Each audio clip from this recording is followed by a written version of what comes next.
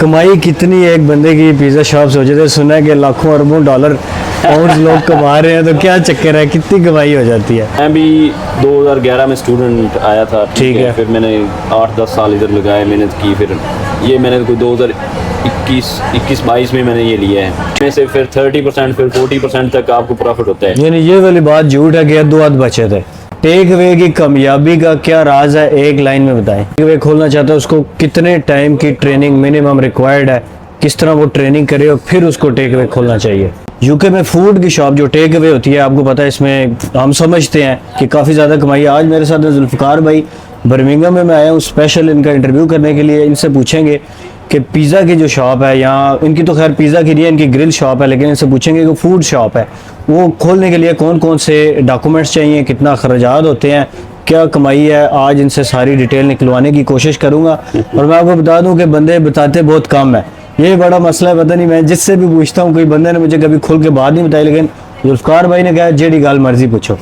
तो आज इनसे पहला सवाल है, जुल्फ़िकार भाई ये दुकान जो आपकी है जी। इसको खोलने के लिए मिनिमम पहले बताएं कि पैसे कितने होने चाहिए एक बंदे के पास? इस जैसे टेक वे के लिए जो हाई स्ट्रीट का मतलब एक छोटा बिजनेस होता है टेक वे, इसके लिए आपको तकरीबन कोई 30,000 से लेकर 60,000 तक पाउंड जो है ना, आपको रकम जो है ना वो चाहिए होती है बर्मिंघम के अंदर। बर्मिंघम के अंदर। अच्छा, और वो भी डिपेंड करता है कि आपकी लोकेशन क्या है, आपकी मतलब शॉप का जो है ना वो टर्नओवर क्या है, उसके हिसाब से। अगर आप छोटी शॉप जो है ना वो आप लेना चाह रहे हैं, खुद बनाना चाह रहे हैं, खुद नए सिरे से आप शुरू करना चाह रहे हैं, तब कॉस्ट डिफरेंट है। जब आप रनिंग टेक वे या रनिंग बिजनेस लेना चाह रहे हैं, उसकी फिर प्राइस होती है उसके टर्नओवर के हिसाब से होती है। कौन सी दुकान लेना बेहतर है, चली चलाई लेनी चाहिए या कि कोई बंदा कहता है या मैं स्क्रैच से शुरू करता हूँ, खुद सारा कुछ करूँगा, मशीनें भी लूँगा, सारा कुछ करूँगा? देखें, इस चीज़ का जो है, कुछ शॉप्स होती हैं उनकी ऑलरेडी प्लानिंग परमिशन होती है, कईयों की करवानी होती है कौंसिल से। आपने उसका आप यूँ समझिए कि नए सिरे से आपने शुरू करना है, आपने प्लानिंग परमिशन कौंसिल से लेनी है, आपने नई बनानी है, मतलब सारा उसका फर्नीचर फिक्सचर सब करवाना है, ठीक है। उसकी कॉस्ट ज़्यादा होती है। अगर आप रनिंग में लेंगे, उसका ये फ़ायदा होगा कि आपको प्लानिंग परमिशन जो है ना उसकी ज़रूरत नहीं होगी। सारी सर्टिफिकेशन जो आप कह रहे हैं कि रिक्वायर्ड है, वो सारी ऑलरेडी उस दुकान वाले के पास होंगी। फर्स्ट चीज़ है प्लानिंग परमिशन, जो कौंसिल जो आप, अगर आपके पास पहले प्लानिंग परमिशन नहीं है, आपने एक शॉप ली है, तो उसका जो है ना आपको कौंसिल से अप्रूवमेंट चाहिए कि ये वाकई ये शॉप है, ये टेक वे के लिए आप यूज़ कर सकते हैं, ठीक है। वो उसमें कितना टाइम लग जाता है अगर एक बंदा ज़ीरो से?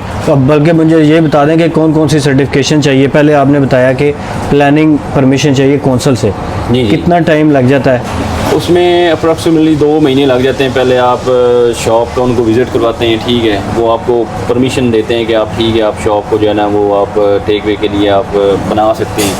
फिर आप उसकी सारी जो फिक्सचर फिटिंग करते हैं, फिर वो आके अप्रूव करते हैं कि ठीक है, अब ये जो है ना सेफ़ है कस्टमर के लिए और आपके लिए भी, एम्प्लॉयज़ के लिए। सारी चीज़ें यानी चेक करते हैं, गैस- स्ट्रक्चर, गैस, बिजली की बिजली। फिटिंग होती है, इलेक्ट्रिक की फिटिंग होती है, वो सब आकर चेक करते हैं, फिर वो आपको अप्रूव करते हैं कि, और फिर आपको वो रेटिंग भी दे देते हैं पहली बार आप जब खोलें, ठीक है। वो जो बाहर रेटिंग लिखी होती है, वो जो 4 सफाई वाली, वो तो अलग होती है। वो FSA रेटिंग होती है।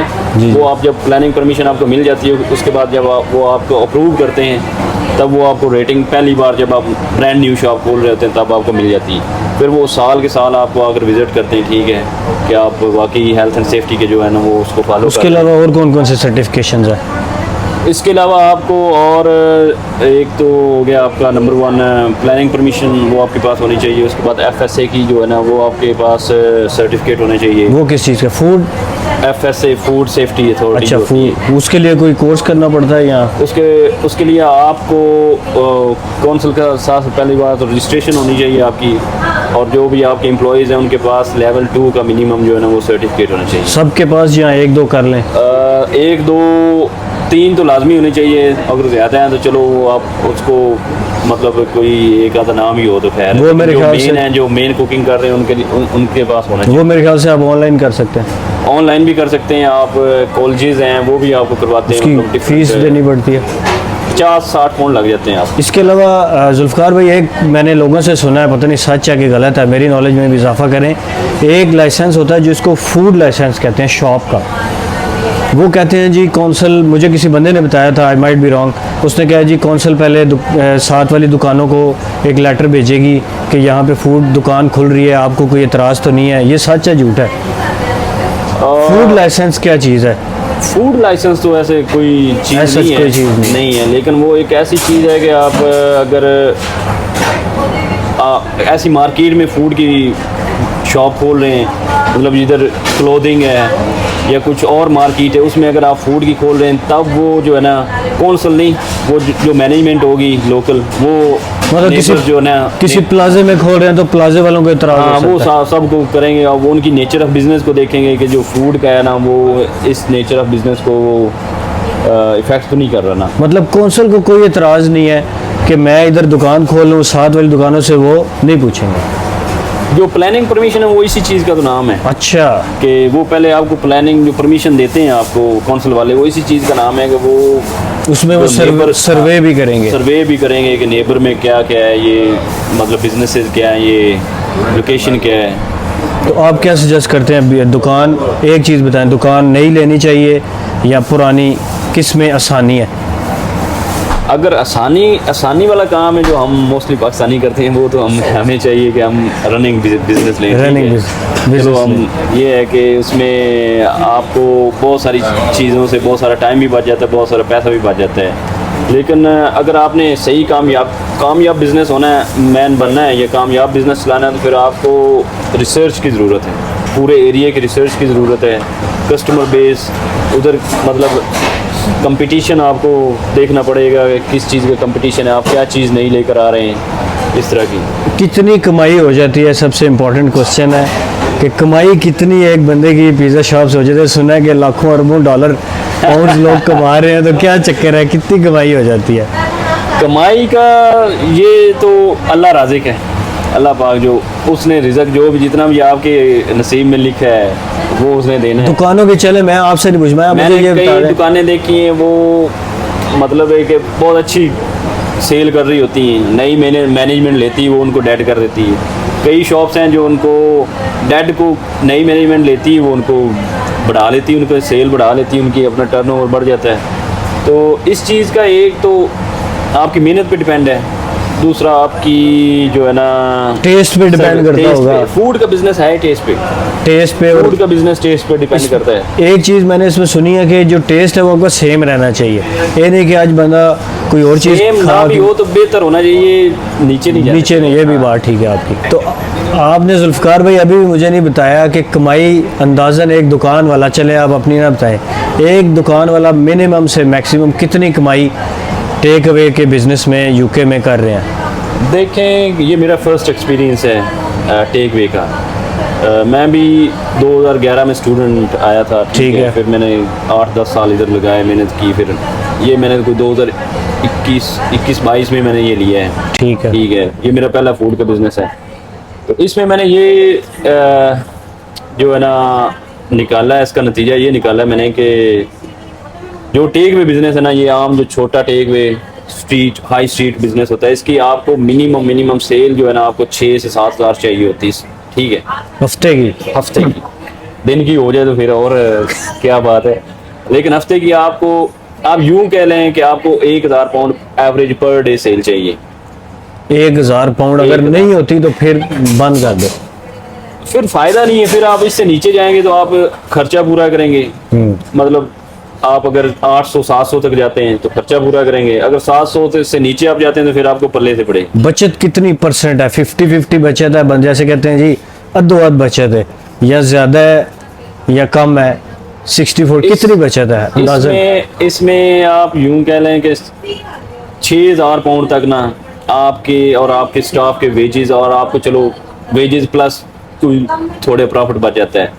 इससे ऊपर जाएंगे ना तो आपको टर्नओवर का 40% बचत हो जाती है, 30%। इससे 6000 इसका वो क्या कहते हैं कि एक बेस मिनिमम रख लें। हाँ, एक बेस है। ठीक है, इससे आप ऊपर जाएंगे ना तो आपका प्रॉफिट बढ़ता जाएगा, इससे नीचे आएंगे यानी तो आपका आप कह रहे हैं कि 40 से लेके 60% के दरमियान प्रॉफिट हो सकता है? यूं कह लेंगे आप 1000 सेल कर रहे हैं ना, तो इसमें आपका 20% प्रॉफिट है। अच्छा, ठीक है। 1000 में 200 प्रॉफिट है। हाँ, 1000 में जब 1000 कर रहे हैं, तो जब 1000 से आगे ऊपर बढ़ता जाएगा, उसमें से फिर 30%, फिर 40% तक आपको प्रॉफिट होता है। यानी ये वाली बात झूठ है कि अद्धो अध बचे थे। अद्धो अध वाली नहीं है। अद्धो अध वाली है अगर आपको, आपकी तकरीबन कोई 20,000 सेल है पर वीक, ये 15 से ऊपर है, ठीक है, फिर आप अद्धो अध वाली बचे थे। अदरवाइज आप जो है ना, क्योंकि आपके जो बेसिक खर्चे हैं ना, वो 6-7 हज़ार पाउंड सेल तक पूरे होते हैं। खर्चे कितने, किस किस चीज का खर्चा है? बिजली गैस का बिल है, कितना खर्चा हो जाता है आपकी दुकान का अंदाजा? मेन चीज ये है कि 3 खर्चे मेन है, एक वेजेस, रेंट है, और जो है ना यूटिलिटीज है, गैस है, बिजली है। बिजली गैस का कितना बिल आ जाता है अंदाजन? बिजली गैस का यार पहले तो कम होता था, अभी प्राइसेस बहुत, जब से कोविड लिफ्ट हुआ ना, रिस्ट्रिक्शन लिफ्ट हुई, तब से महंगाई आपको पता है आसमानों को छू रही है, इधर भी यूके में भी।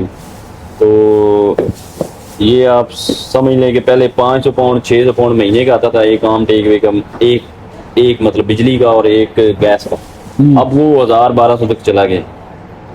यानी एक्सपेंसेस आप कह रहे हैं कि काफी ज्यादा हो गए काफी हैं, बढ़ इस गए। वजह से प्रॉफिट बाइंग भी तकरीबन कोई 20 से 30% जो है ना वो ऊपर चली गई। फाइनल एक मशवरा दें उस बंदे को जो टेक वे खोलना चाहता है, उसको कितने टाइम की ट्रेनिंग मिनिमम रिक्वायर्ड है, किस तरह वो ट्रेनिंग करे और फिर उसको टेक वे खोलना चाहिए? मैं यही, आप जो भी नया कोई इंटरेस्टेड है खोलने में, उनको यही मशवरा दूंगा कि वो पहले तो काम करें किसी भी टेक, कितना अरसा करना चाहिए? कम अज कम मिनिमम 1 साल करें। ठीक है। 1 साल ये भी नहीं कि किचन में करें, मैनेजमेंट में करें, ठीक है, क्योंकि उनको पता हो कि मैनेज कर, ये नहीं कि Management पकाना का- आ गया लेकिन मैनेज नहीं करना आ रहा।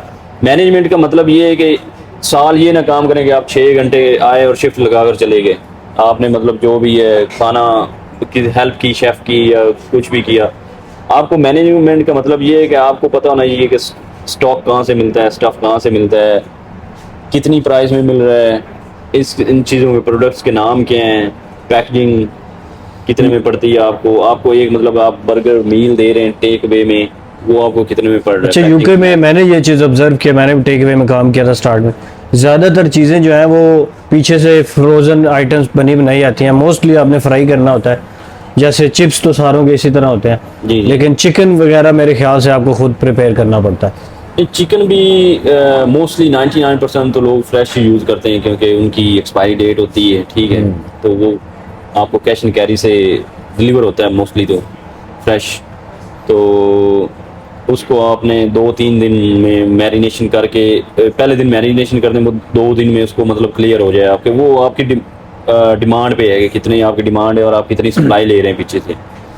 तो मैनेजमेंट का मतलब ये है कि आपको पता होना चाहिए कि मैंने चीज़ कहाँ से लेनी है, कहाँ से मुझे सस्ती पड़ रही है, कहाँ से ये कितने की आएगी, आगे ये बिग कितने की रही है मुझे।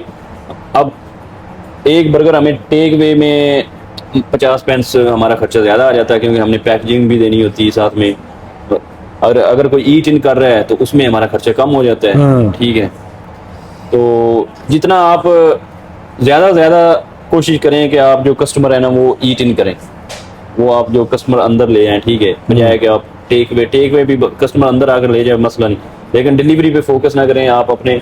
डिलीवरी और उबर ईट के आप कह रहे हैं कि उसमें ज़रा कम बचत है? इनमें बचत नहीं है, क्योंकि वो 30 से 40% वो ले जाते हैं, ठीक है। अच्छा। बाद में आपको मुश्किल से 10 से 20% बचता है ऑर्डर का, तो वो आपको इतनी हैसल करने की ज़रूरत क्या है, आप इतना जो स्टाफ भी ज़्यादा एम्प्लॉय करें और मतलब रश भी हो और आपको बचे भी कुछ ना। ज़्यादा से ज़्यादा आप कोशिश करें कि आप जो है ना ऐसा टेक वे लें जिसकी फुटफॉल हो, फुटफॉल हाई स्ट्रीट पे, हाई स्ट्रीट पे लेंगे, फुटफॉल होगा, आपका वॉक इन कस्टमर होगा, ठीक है। वॉक इन कस्टमर में फ़ायदा है, आप बाकी डिलीवरी में सब हैसल है, ठीक है, बचत कम है।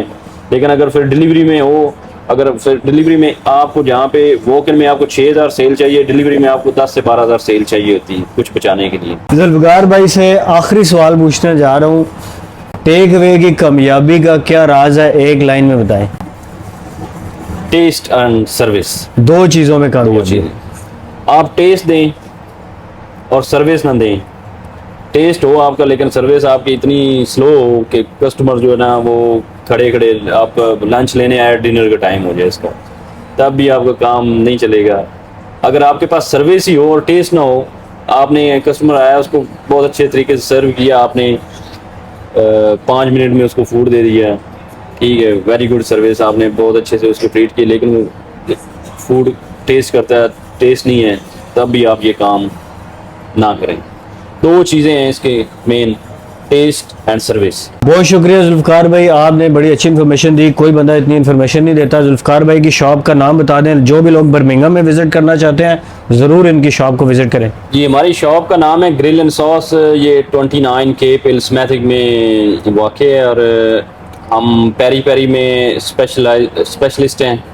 पेरी पेरी बर्गर हो गए, पेरी पेरी चिकन हो गया, और हम बिरयानी भी करते हैं, हम चिकन राइस भी करते हैं और पिज़्ज़ा भी करते हैं। हमारा फूड आप ज़रूर ट्राई करें, इंशाल्लाह आपको पसंद आएगा। और मैंने ट्राई किया है, वाकई बड़े मज़े का।